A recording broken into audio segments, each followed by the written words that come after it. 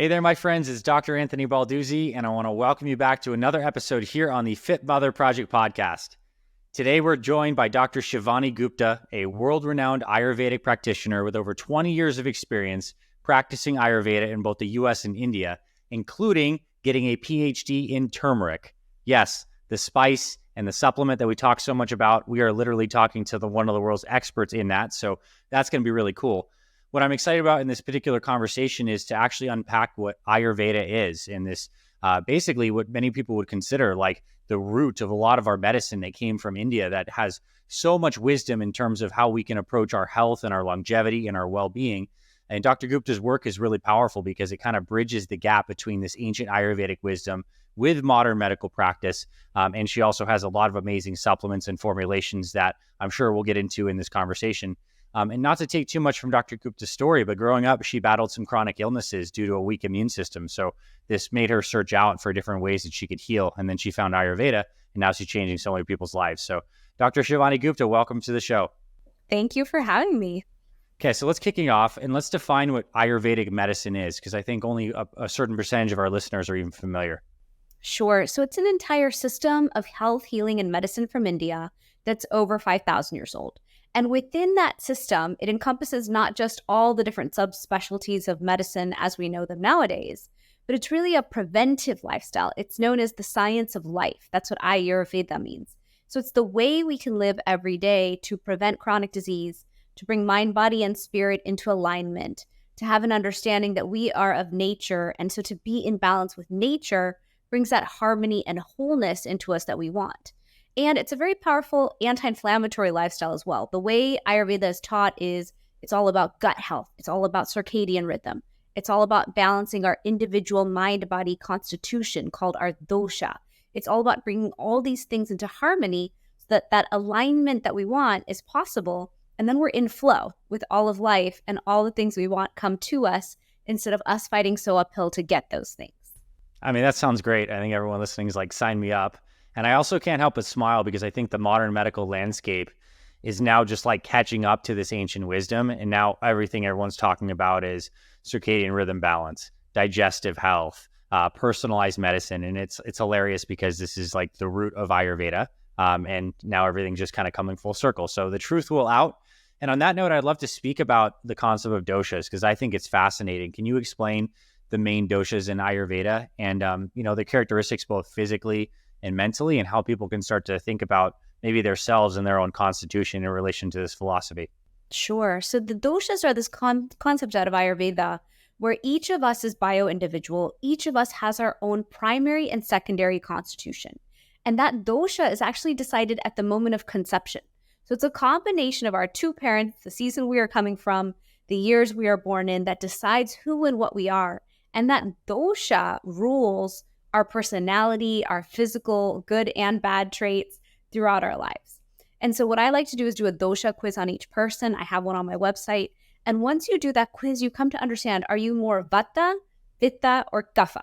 And here in the West, we pronounce them vata, pitta, and kapha. That's how I say them. Yeah. And so within those, a vata person tends to be more of the elements of air and ether. This is based on the 5 elements. So when you're more air and ether, you're going to have the elements of that, more motion, quick mind. You're going to be thin and wiry, someone who's very nimble and very active, who is always like a busybody, always in motion. So a vata person is someone who runs around, barely has to eat any food, sometimes doesn't get all their projects finished so they can look a little flaky, but they're also the most creative, artistic types as well. And so vatas can have poor digestion, poor sleep, anxiety. A lot of the traits that fit a certain person who's running like a tornado would fit a vata person. Then you have the pitta body type. Pitta is fire with some water. So that's someone who's fiery, ambitious, driven. They want to do a lot of things in life. Physically, they look more reddish. They look more medium body, red hair, red skin, premature graying, powerful digestion. So this is someone who gets hangry very easily. I fit in the pitta category. And so the negative traits of pitta are anything you would use to define a volcano. Like this is someone who can explode and ignite and erupt all over the people around them if they don't manage themselves and cool that nuclear reactor type temperature inside of them. And then you have the kapha person. A kapha person is earth with water. So this person is of the earth, bigger boned, stronger. They can usually lift heavier. They have thick, curly, oily hair, big eyes, rounded features. And their traits are they feel like Mother Earth. So they're very one thing at a time, very nurturing. They feel like a grandma who just wants to feed and love you. And so the negative traits of Kapha at times is they're very slow and steady. They might not have that momentum or that speed that modern day times is saying is valuable. And they might not be able to get up off the couch. Like they have this heavier energy. And so movement is tougher for them. Mm-hmm. But we have tools to balance each and every dosha and support each and every one. And everyone has a primary and a secondary dosha. And so it's interesting to find that interplay with everyone and understand, okay, if that's you, what do you need to balance yourself? And how can we support you to really leverage your dosha? Because once you understand yourself better and honor yourself, then you have an easier time understanding how to stay in balance and thus win at everything you want. Nice. And it's fair to say this should be why certain people, due to their doshic balance and basically their own individual geometry, if you will, are going to gravitate towards certain types of activities, certain types of foods, and then, certain types of pitfalls, which is basically what you just said. But I think I want people to really understand this and maybe even think about people in your own family, and maybe even your kids. Like, where do you think they fall? Do you have a fiery kid? Do you have a little more of the steady, heavy kid? Do you have the light, airy, kind of all over the place kid? It's fun to start to think because you can certainly see these patterns working. So that's awesome. So Ayurveda concept of doshas, and I know there's a huge aspect of understanding like what I'll call like the energetics of the food. Like foods have either warming or cooling or spicy or certain kinds of qualities. Can we speak into that? Because I think that interplays nicely in terms of how foods fits into the doshas, right? For sure. So when it comes to food, a lot of what we eat, we don't realize could be counterbalancing to the dosha that we are. So for example, a Vata person tends to like light foods, dry foods, but they happen to exacerbate that dosha and make it worse. A Pitta person like me, we love super spicy, oily foods, but that further ignites the fire and can be problematic to us. And then Kapha people love those heavier foods, but then they are not supported to be light and moving.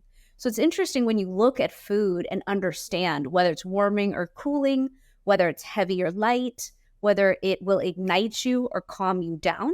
There's a lot of power in leveraging what foods you eat to constantly calibrate and control yourself. So for example, a Pitta person in the summer should not be eating the spiciest foods every time. But if you do, because you're addicted to them, like myself, you can have coconut water with that meal. You can have different things before or after to hydrate and cool the system and counterbalance the negative effects. So I like to play with that a lot and leverage food to stay more balanced. Can we talk about some of the spices and additives that are on the cooling side versus the warming side and how people might take, like I know like some fit moms listening are being like, well, I'm thinking about dinner right now. My family likes to cook a lot of like basic protein and veggie kind of scenario. Can they use different side dishes or spices or herbs to kind of like make it more on the cooling profile and the warming profile? And then what would be some examples of maybe how you could prepare a dish like chicken and then make it cool and then maybe how you could make it warm? Sure. So an easy way to warm it up is turmeric, ginger, even cumin should have I'm not sure about cumin. I feel like cumin can go both ways because it's good for everything. But turmeric and ginger are easy ones that are warming to the system. And those you can slice up and add to most foods, especially chicken, to flavor it up, add that flavor to it. And then foods that are cooling are more like cilantro, parsley. Those types of spices are very cooling to the system. And so to add those in the summertime, for example, would be better. That's why you see people come up with cilantro dips and things like this in the summertime is to cool the system. And even looking at your year as a seasonal year and taking that step forward and saying, okay, well, the winter season is when I eat those warming foods, those heavier foods. My body wants to hibernate and be in that mode. So eating more nuts is also very warming to the system. Mm-hmm. Eating anything that has, you don't use a lot of these spices here in the West, but even like mustard seed, for example, would be warming. And then using those other cooling ones in the summer are beneficial. Well, I think it's interesting, like, not that all fruits are warming, or I'm sorry, not all fruits are cooling per se, but like a watermelon is available in the summer. Yes. But it's not available in the winter. Correct. And we think of winter as being a lot of these like root vegetables, squashes, and stews, maybe like stews with spices and stuff like this that, would keep someone warm internally. So it's cool to see even how seasonal availability of ingredients based on where you live almost might even fit this kind of concept. Very much so. And Ayurveda teaches us that the importance of seasonal eating and really being in sympathy with nature is living according to your circadian rhythm and paying attention to geographically where you live, like you just said, and eating seasonally for that is even better. Okay, so where do you live? And like, let's talk about how your nutrition has personally changed throughout the summer and then coming into this period of time heading into the winter. Sure. So I live in Fort Lauderdale. Okay. And so we don't have major seasonal changes. We don't have a real winter. But just now the weather cooled down. Right around Halloween, we get the cool down. And immediately by mid-September, I've already started decorating for fall just to indicate to mind, hey, the season is shifting. And then once this weather changes, incorporating much more root vegetables, beets, squashes. If I eat out, I'm looking for that pumpkin soup. Incorporating more warm foods, maybe letting go of as much icy protein shakes, although I still have them sometimes, and incorporating more of those warm dishes and making sure that we're keeping the body warmer, covering the body a little bit more. But adjusting to season matters. And here in South Florida, it's burning hot in the summer. Like we hit those 100-degree temps. So I do the flip side. Some spring through summer is more salads with fruit, more of every single fruit that's available. So the minute I see plums, peaches, and all those foods come in, I make sure that that's what we're incorporating in our house. Nice. That's really cool. What's the quality of eggs? Are they heating? And like, does the preparation method matter? That's a great question. I mean, intuitively, I think eggs are neutral to heating. I wouldn't call them cooling in the system. Yeah. And what's interesting is in Ayurveda, there's what it does, and then there's like what the internal system appreciates it as. So I do think that eggs would be heating. I don't know that preparation matters so much, boiled versus fried versus scrambled. It's still the same food, but you can turn up or turn down that temperature with what you put on it. Turmeric and things like that would increase with black pepper. I always tell people, remember the black pepper, or, add cilantro and spices, like herbs on top, and that would cool it down. Nice. All right, so let's talk about some Ayurveda super spices. And before I just jog my memory, I'm actually, and you might be proud of me for this, is tonight I'm soaking some mung beans and I'm making like a khichdi spice in the mung beans. So I'm doing something that I think Ayurveda would appreciate as like a sattvic dal kind of scenario with some ghee, even with some ghee. So I'm on it. Amazing. This is like good timing. Maybe you inspired me subconsciously to eat this for dinner because I was speaking to you. Let's talk about some Ayurveda super spices and certainly take a nice hard pit stop on turmeric too. Can you kind of fill us in on some high notes of spices that you would urge how your Western friends, for the most part, here to incorporate into their families' meals? Sure. So any Indian household is going to have this box. We call it the masala dhani. That masala box is how we cook pretty much every dish in the Indian kitchen. So we have cilantro in dry form as coriander. We have red chili powder. We have turmeric, of course, because we're obsessed. We have cumin spices. We have garam masala. And then in my case, we have a mango powder called amchur that we use in case we want to punch up the lemon flavor, and lemon itself is not going to do it enough. Mm-hmm. And then, of course, in addition, you can have fenugreek, you can have fennel seeds, mustard seeds, and there's like a whole other secondary spice cabinet. And then there's also a spice called hing, and I love hing. Hing is also known as asafoetida. That's the more Western name for it. But if you look up hing, Hing, it's my favorite spice to have in my cabinet for myself and my kids. So whenever anyone has any indigestion, bloating, they get home from any dinner at a restaurant and it didn't suit well, we make a special remedy called hing ka pani. Hing ka pani just means you take a cup of water, boil it, you add a pinch of hing and a pinch of a second ingredient called gala namak. Gala namak we use in our cooking as well, pretty much in our yogurt more than anything. But that remedy, you just cool it to tea temperature and drink it.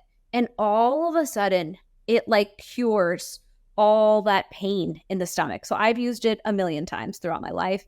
I use it on my kids whenever my kid's like, oh, stomach ache, I don't feel good. So that to me indicates the power of the spices. Like you can just boil it in water and drink it and completely undo like GI distress. Half the time people don't have to go to GI doctors when they use that remedy with me. So that's like the simplicity of Ayurveda. One thing we do before we cook any beans or any lentils from Ayurveda is, or even in Indian cooking, is we heat oil and we add hing and cumin seeds in there. We wait till those cumin seeds are like aromatic, kind of popping and cooking, and then we start the cooking process. So we've basically given ourselves a pre-digestive spice to support the digestive process of anything that's hard to digest. So cauliflower, broccoli, any vegetable I cook and any lentil I cook, which we do those every day, we have those two spices on board because they're the most powerful tools, next to turmeric, of course, in that toolkit when it comes to our health. I got the first one, hing. The second one, can you say it one more time? Cumin. Oh, it was cumin. I'm sorry, but there was in the I meant in the actual digestive remedy. Yeah. In the remedy, it's hing and kala namak. Kala and namak, Namak. Awesome. That's really cool. And I mean, my attempt at this, and you're going to make me up my game from listening to this and learning, is I have two teas. I typically have like a ginger digestive tea or a peppermint digestive tea, which both are good digestive tonics, and one's warm and one's cold. So depending on the constitution of the like issue, if you will, yes, I use one of those, but this sounds even better. And I love the idea of using digestive spices as a part of the cooking process. It seems like super cool. I love that. Yeah, it makes so much sense. They're natural remedies. So why not use these natural tools and strategies that we have available to us that are quick remedies as well, but also help go and support the body on so many levels. Hey, it's Dr. Ray. I want to quickly pause this episode to thank you so much for listening to this Fit Mother Project podcast. I am just blown away at how amazing this podcast has become, all the powerful stories, all the great expert interviews, and I am so grateful for you for tuning in and being here with everything we're creating here at the Fit Mother Project. And I just wanted to pause to acknowledge you and thank you again for listening. Please keep listening and tuning in to all the great stuff we're doing here at the FMP. Let's get back to today's episode. Let's talk about some ghee. So ghee, clarified butter, for those who don't know, is a huge aspect of a lot of Ayurvedic meals. How is that different than someone who's maybe has like a grass-fed butter in their house? And what are some of the health benefits and uses, both culinary and maybe even otherwise? Sure. So ghee is what we've used for thousands of years. Ghee is kind of multi-purpose. You could use it in so many different ways, with or without food. But when it comes to food, we believe it has such a cooling and beautiful effect on the body. It's going to encourage peristalsis. So if you're constipated, eat some ghee. If you want to detox the system, eat some ghee. It's like one of our cure-alls. But we love to cook in it in my household. We cook with it. We can put it on top of the food as well, because when you put it on top, it also has those additional benefits. But clarified butter or ghee is considered that butter, that oil, basically, that we're supposed to use in everything that we cook. It can be used multifunctionally across any type of dish that you cook. But it's a very pure sattvic food. You used the word sattvic earlier. Sattvic to us just means that yogic diet, that pure diet that invites the body to be balanced. And in Ayurveda, we have a handful of ingredients that we consider ojas building. Ojas is building that nectar of life, that vitality that we all crave. And so almonds, ghee, certain ingredients do that and give that property to us and can kind of build back that resilience and strength that we want in the body. So you can use it as simply as an everyday oil to cook your food with, like a base. You can put it on top for added healthy fat. You can use it as a tonic when you're constipated, just eat a spoon. There's a lot of multi-use benefits to it. And why is it distinctly different than maybe just a straight up non-clarified butter? Is there a reason that that its ghee is clarified and why that's actually beneficial versus like a full butter that hasn't been processed? We use both in the Indian kitchen. It's not like we don't use both. It's just ghee is considered more medicinal. The way it's created and purified makes it better for you, better received, more soothing to the system overall than butter itself. Got it. All right. So to kind of plus on this, I want to go deep into turmeric. Like you actually went and you got a doctorate studying this as a large part of that. Like why? I mean, it's really, I think you're going to tell us the profound reasons why. I think it's probably one of the most potent, things that we can do as a natural anti-inflammatory and helpful and all that. But lay it down for us on turmeric, why it's so amazing. If someone's not convinced, what can you share to be like, oh my gosh, I need to get this in my body every single day? Sure. So I love turmeric because it is one of the most powerful anti-inflammatory plants that we can use to naturally reduce inflammation in the system.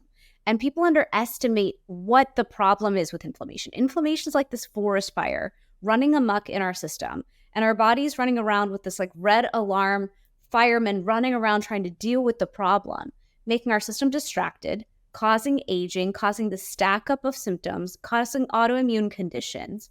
It's the worst root cause of them all that's causing trouble. So the fact that turmeric so intelligently goes after inflammation, first after the bigger issues, then the medium, then the small, to me is just fascinating that it's so well received by so many genes of the body and so effective at dealing with so many inflammatory pathways in the system. That's number one. Number two is it's a very powerful antioxidant. It not only reduces oxidative stress, but it goes and stops the things that are causing the oxidative stress. So as we're aging and we have oxidation and we're complaining about joint pain, fatigue, brain fog, poor memory, and all these different issues, all that oxidative stress that's aging us could be reversed, which I think is amazing. Number three, it's an immune modulator. So one of the biggest reasons I love it is I've always needed an immune system. And once I started taking turmeric, I felt like I had one. And so it's antiviral, antibacterial, antifungal. And as someone who has young kids in elementary and middle school, I need a defense. Like I need a fortress against the viruses and colds brought into my own home and life. And so that's been a very powerful reason why I love it. Nice. And then in addition, turmeric is a powerful investment in longevity. We've seen some science on how it extends telomeres. We're seeing science across the board on how it's a vasodilator, so it increases nitric oxide in the body. So when we start to complain about blood flow not reaching where it needs to go in the body, we could be taking turmeric for that. And other than that, I wish that people understood that inflammation is really the main reason we should all be taking potent turmeric, because that inflammation that our body is struggling with is pretty universal. Yeah. And that's why we have chronic disease at the level we have it. For sure. And just imagine the world if people didn't take as much or if any of the normal NSAIDs, Advil, Motrin, Aleve, and use turmeric instead, which is a lot better tolerated, a lot more broad spectrum, and a lot healthier for the benefits. It seems like that'd be a good move. I have heard that turmeric is not very well absorbed in the GI tract. Are there ways to increase that? Or is it just in how, like a couple questions. Are there ways to increase that? Two, do you still recommend people take supplements, or could I just take a couple tablespoons of turmeric powder? And if so, like how much? Just kind of like, let's speak into that a little bit. Sure. So the issue is that out of the entire turmeric plant, a lot of people are eating it raw and juicing it. When you dry it up and use it as a spice, it's that much more potent and concentrated in terms of the result it's going to give you. So if you are going to cook with it, I recommend using the spice. What most people don't realize is out of the entire turmeric that you're consuming, only 3% is the curcuminoids.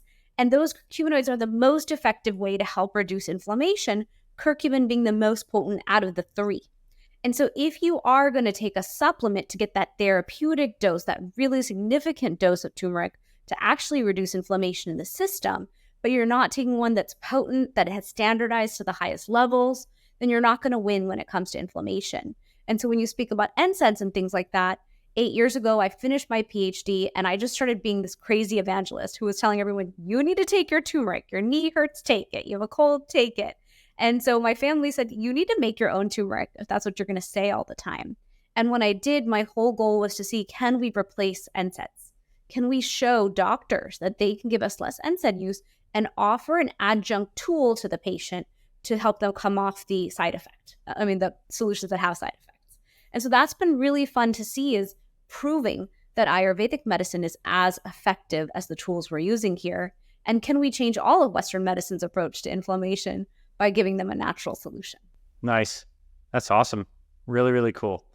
And so people taking supplements would be a good idea, standardized to the best. Yes. Is there an amount, like if I do take just the raw turmeric powder and I cook with it, like should I use a bunch of it? Are we talking like a tablespoon, or like I guess it depends on the dish. So I don't know if you can give me exact amounts, but like, is it more the better? Just throw it on there? So the measurement is, it takes a mason jar of turmeric to get what's in a 2-week supply of a potent supplement. Wow. So I know for a fact that we consume a lot of turmeric in my house, but we don't consume that much in any given week that would equal, or 2 weeks even, that would equal what's in the supplement. Right. But I still think we should use turmeric in our food. Yeah. So when you cook with turmeric, use black pepper or use a healthy fat.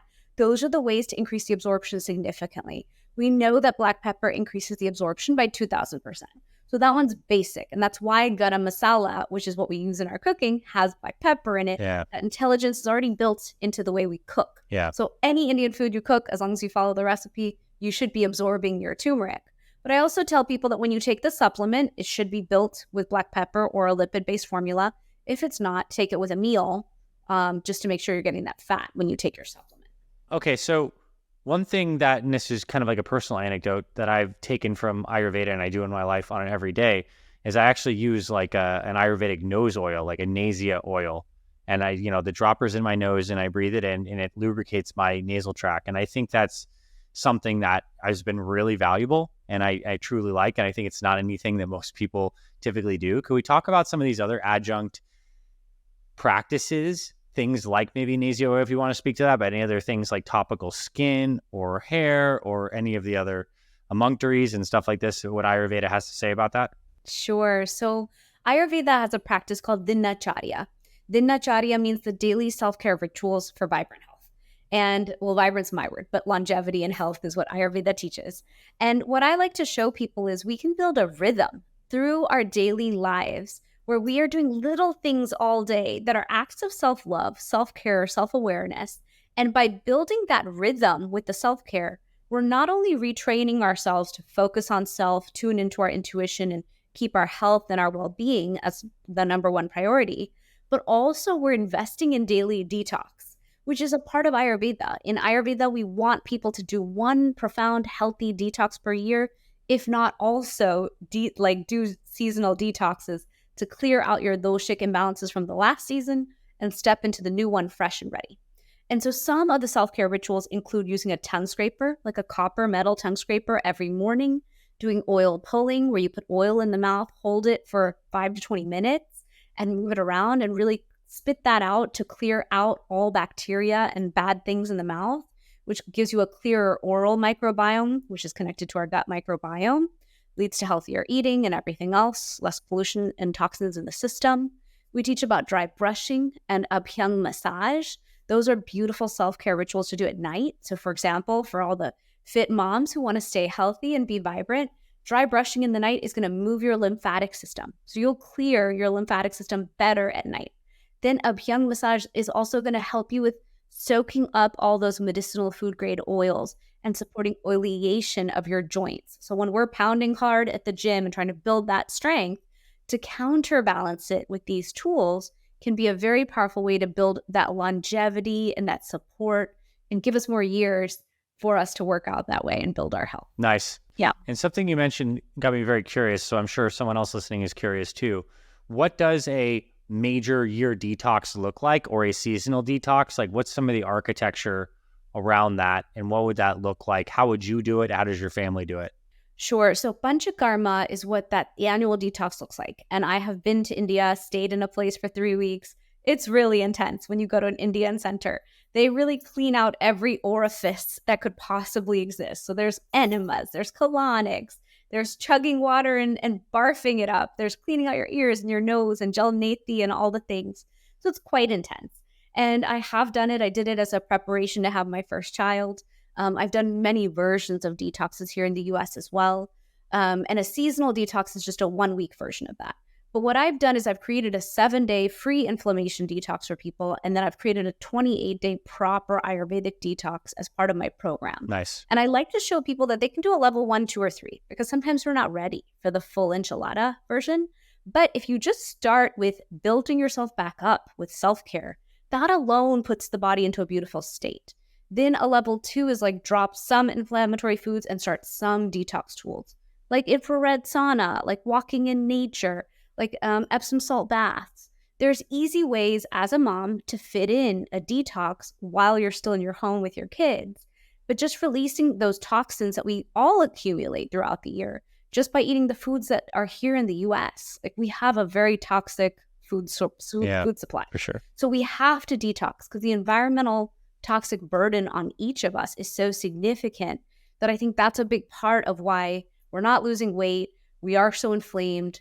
You know, the body is so resistant to so many things. We have so many, intolerances and gut issues and gut dysbiosis. So I like to approach it as, let's clean the slate. Let's clean it lightly every season and let's clean it properly every year. And that way we're entering each year clean and clear. Nice. A couple more questions for you on the back part of this interview. One is, like, as a mom yourself, what are some considerations you have about raising your kids in a healthy manner? Whether that's like the foods that they're eating and stuff you're trying to get into their system, turmeric included, maybe their relationship to technology, helping them maintain their circadian rhythm. Like, what are some like healthy lifestyle things that you really hit on hard in your household? I'd love to hear about that. Some personal insight. Sure. So to me, food is first. Food, water, air. So I have a huge water filtration system on the home, and I have one at the kitchen sink.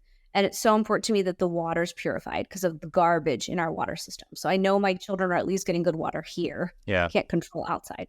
Air. We have air filters, but we also have the air doctor here. So I want air purification going on in this home. We also open the windows every week to clear out the air because indoor air pollution can be worse than outdoor air pollution. That's the second big one I've done since they were very little. Third is definitely food. So I'm constantly sourcing from 5 different grocery stores on a weekly basis and trying to source more local and organic, but that's hard. It's not as easy sometimes to find it. It's doable, but then that's like a new full-time job above food sourcing. And then I have someone who helps me, and we cook fresh food 5 days a week in this house. So 5 days a week I'm winning at I'd say 4 days a week I'm winning at fresh Indian food. 1 day is fresh Mexican. And then I allow the eating out in between. As my kids get older, it's way harder because they want to eat out all the time. So we're having to innovate on the food and the dishes because they're opinionated now, which is tougher. And then in terms of devices, that's a big battle. Device time is a big one. So my mandate is we must move outside in nature. And they fight me on it, but they're happier once we're outside. So in 2020, I demanded we go outside for an hour and then fine, you want your tech time, take it. And then when I cut us off, because we have to start our bedtime stuff, you are cut off. But that one move of moving in nature, like for me, I just walk clockwise in the park. And if I had a lot on my mind and stressing me out, I would walk counterclockwise to unwind it until I was ready to set the positive intentions and walk clockwise again. But the moving in nature, I think, is what kind of saved us. Like we stayed healthy the whole time. We've stayed happy, abundant. Life is amazing. So I use my evening as my circadian rhythm reset time for all of us. And I notice if we don't do it, we are all weird and out of sync and stressed and not as nice. Nice. So that's really cool. I appreciate those specific insights. Yeah. Now, a couple more questions. One is, what is your personal evening routine look like to maintain at least the nighttime part of your circadian rhythm? So on an ideal day, I do my Ayurvedic self-care rituals, which means I head upstairs by about 8. I have my deep sleep tea. I created an Ayurvedic tea just for sleep that has ashwagandha and brahmi to settle mind, settle digestive system, and settle the body for sleep.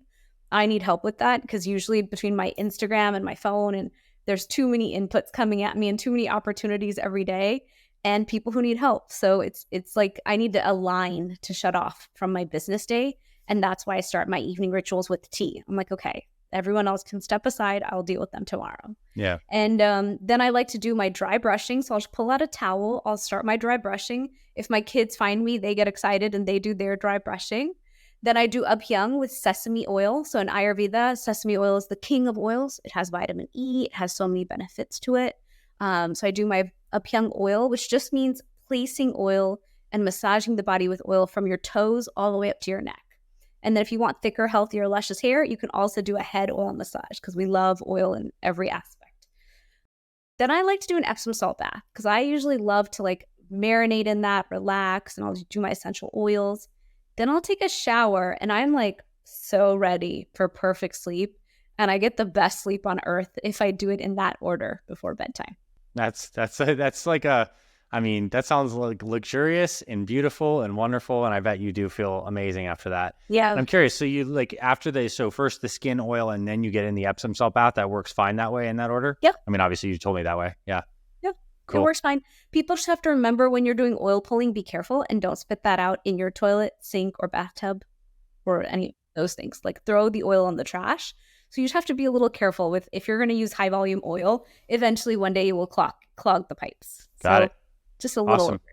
Well, I got to say, this was an awesome conversation. I truly loved it and you presented really well. And I know you inspired me, which means you definitely inspired some people listening to follow these practices. And you mentioned a couple of free resources, as well as please speak about some of your products in your supplement line and all the things you're up to where people can connect and learn more about you. Sure. So one great way is the supplement company. I make my own turmeric solutions and things like that. That's fusionaryformulas.com. And we made a special code for your listeners, Fit Mother Project. We'll give them 15% off. And then my website is shivanigupta.com, SHIVANIGUPTA. And on there, I have the Dosha quiz, the 7-day challenge, my Fusionary Health podcast. And then I'm on Instagram as Dr.Shivani Gupta. Well, Dr. Gupta, this was a true pleasure. Thank you so much for being here with us and really bridging the gap between all this ancient wisdom in such an accessible way. It's very clear that you were practicing what you preach, which I love. The authenticity just oozes off of you. And I learned a ton, so I appreciate you coming on today. Thank you. Thanks for having me.